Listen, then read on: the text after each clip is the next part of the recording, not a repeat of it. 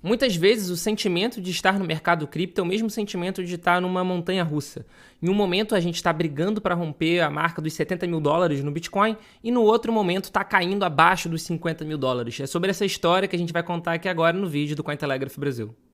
A grande verdade é que a gente já esperava que o mês de agosto de 2024 fosse um mês bastante volátil para o Bitcoin e para as criptomoedas de uma forma geral. Só que a gente estava acreditando nisso por outros motivos. A gente acreditava que a pressão de venda da Mt. Gox poderia pesar, que poderia impactar no mercado cripto. A gente teve no final de julho também a aprovação do início de negociação dos ETFs de Ether Spot, então isso poderia trazer uma força de compra para o mercado, mas tudo pode acontecer no mercado financeiro e, naturalmente, o mercado das criptomoedas acaba sendo diretamente impactado pelo mercado financeiro. E foi isso que aconteceu agora, em agosto de 2024. Fatores macroeconômicos que fogem completamente do controle das criptomoedas atingiram em cheio o preço, atingiram em cheio a cotação das principais criptos do mercado de uma forma geral. Mas vale ressaltar, até antes da gente entrar nessas motivações, que não foram somente as criptos que foram impactadas. Todos os ativos quase que do mundo foram impactados. Lembrou muito ao que a gente teve ali no início da pandemia da Covid-19, no que a gente chama de Corona Crash, no Corona Day, que foi quando todos os investidores globais em busca de liquidez venderam ativos para ficar com dólar na mão, para entender o que estava acontecendo para poder tomar uma decisão. E é claro que, guardadas as devidas proporções, foi isso que aconteceu agora entre a última sexta-feira e o dia de ontem, dia 5 de agosto de 2024. Todo o mercado financeiro global teve queda. Quais foram os motivos dessa queda? Claro que foram alguns motivos. O primeiro motivo foi, sim, claro, o Banco Central japonês elevando a taxa de juros e reduzindo compra de títulos e sinalizando apoio ao iene. Vale ressaltar que a taxa de juros do Japão é conhecido por ser extremamente baixa, uma política extremamente frouxa, digamos assim, extremamente aberta, os juros negativo em diversos momentos, você tem que pagar para o banco custodiar o seu dinheiro para você, mas eles subiram para 0,25%. Para vocês terem uma ideia, isso não acontecia em patamares próximos desde novembro de 2008, que foi quando a gente teve o crash global, que inclusive foi uma das origens do Bitcoin. Então fazia muito tempo que isso acontecia. E o porquê que isso impacta? Porque as pessoas pegavam dinheiro no Japão, porque justamente é um dinheiro muito barato, juros virtualmente zero, e levavam para outros mercados para poder fazer investimento, como por exemplo, nações emergentes, o que engloba inclusive o Brasil. Mas não só o Brasil, como outros diversos países ao redor do mundo. Então, o Japão fazendo isso causa um certo assombro no mercado, um certo pânico no mercado, todo mundo voltou um passinho para trás para entender o que estava acontecendo. O segundo fator, naturalmente, foi as tensões no Oriente Médio, especialmente entre Irã e Israel agora. Então, o risco de uma guerra faz as pessoas também ficarem líquidas, buscarem o dólar justamente para entenderem o que vai acontecer, para aí sim tomarem a decisão. E o terceiro fator macroeconômico foi o índice de recessão dos Estados Unidos, que está num número muito próximo ao número que alcança quando de fato entra em recessão. Então, inclusive, existe a possibilidade agora de acontecer uma reunião emergencial para ter um corte da taxa de juros. A gente sabe que isso tem o potencial de trazer inflação para a economia americana, mas em contrapartida vai aliviar um pouco a economia de uma forma geral, porque vai jogar dinheiro na economia. Então a gente espera que inclusive tenha nos próximos meses a impressora de dinheiro do Banco Central americano sendo ligada com tudo. Então esses foram os fatores macroeconômicos que aconteceram e, de verdade, por mais que a gente soubesse que tinha essa tendência, tudo aconteceu ao mesmo tempo e claro que isso causou um assombro no mercado. E o assombro no mercado, que nem eu falei, não foi só no mercado cripto, foi no mercado financeiro global. A gente viu, por exemplo, a bolsa dos principais países ao redor do mundo no vermelho. A gente viu as principais ações ao redor do mundo no vermelho. A gente viu todas as ações do S&P no vermelho. Está se recuperando, você pode ver aqui que inclusive no momento de gravação a Nvidia está recuperando mais de 5 pontos percentuais no último pregão.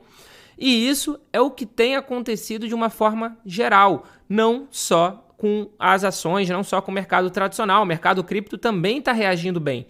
O Bitcoin, nas últimas 24 horas, já está subindo cerca de 5%, 5,3%. O Ether, 3%. Solana, acima de 12%. Toncoin, 10%. A gente tem Avalanche com 8%. Enfim, o mercado cripto também está se recuperando. Por quê? Porque, inicialmente, os investidores, de uma forma geral, correram por liquidez, correram para o dólar americano e agora eles estão vendo que talvez o cenário não seja tão apocalíptico assim, não seja tão ruim assim, que pode-se ter um pouco mais de calma nas decisões. Inclusive, muita gente já está voltando para investimentos de maior risco. Inclusive, a gente pode ver essa saída aqui nos ETFs de Bitcoin Spot. Vou filtrar aqui para só os dos Estados Unidos, vou desconsiderar o de Hong Kong, que é muito pequeno. E a gente já não considera o de outros países também, então não tem por que a gente considerar o de Hong Kong. Mas a gente pode ver aqui que nos ETFs de Bitcoin Spot, por exemplo, a gente teve uma ampla venda no último dia 5 de agosto, popularmente conhecido como ontem, no momento de gravação desse vídeo. No último dia 2 de agosto, que foi a última sexta-feira, também teve uma saída muito forte de mais de 5.200 bitcoins. Na última quinta-feira, de 3.000 bitcoins. Então, o mercado, ele buscou sim essa liquidez, o mercado queimou sim Bitcoin, queimou para sair e para o dólar e tudo mais.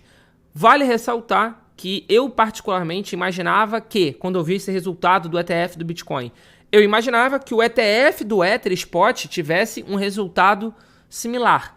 É claro que se ele é um ETF muito menor, ele teria uma saída também muito menor, mas teria perda. E não foi o que aconteceu na última sexta-feira. No dia de ontem, na verdade, na última sexta-feira teve sim saída. No dia 5, ele teve uma entrada de 18 mil unidades de Ether, o que levando para dólar dá aproximadamente 50 milhões de dólares na cotação do momento.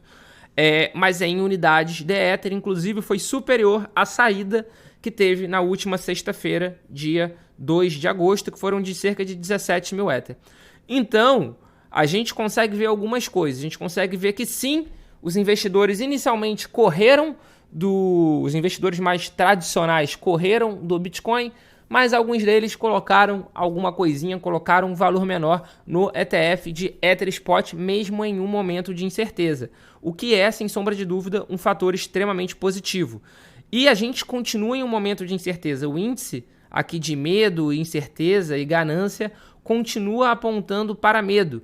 Está muito melhor do que estava, já esteve no vermelho nas últimas 48 horas, mas agora ali está no finalzinho do laranja. Então a gente continua com o índice de medo, mas já está muito melhor do que estava, sem sombra de dúvida.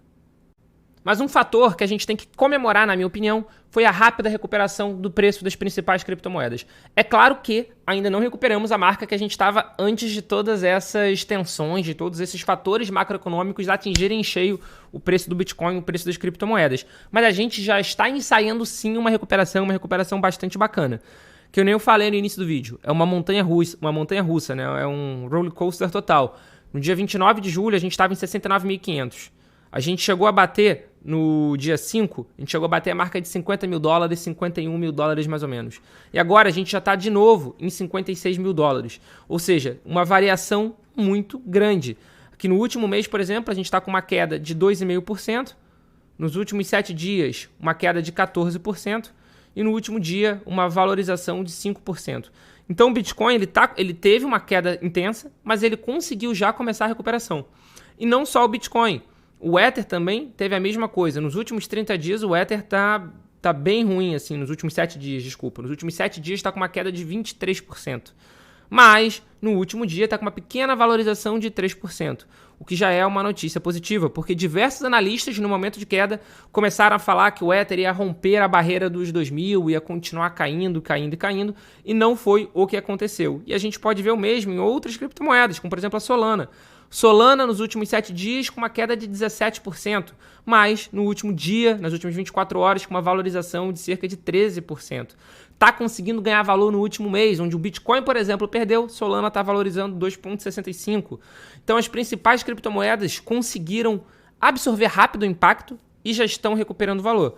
Claro que também não é uma exclusividade das criptomoedas. As criptomoedas podem reagir mais rápido ao mercado. Até porque, que nem muita gente fala, que nem muita gente já sabe, o Bitcoin e outras criptomoedas, mas principalmente o Bitcoin, funciona assim como um hedge, como uma proteção contra o endividamento dos governos por aí. O próprio Trump está apostando agora na campanha dele falar que vai colocar o Bitcoin como parte da sua reserva estratégica para ajudar a pagar a dívida do dólar, etc, etc, etc. Então é claro que o Bitcoin ele pode sim recuperar mais rápido, mas não está sendo uma exclusividade do Bitcoin.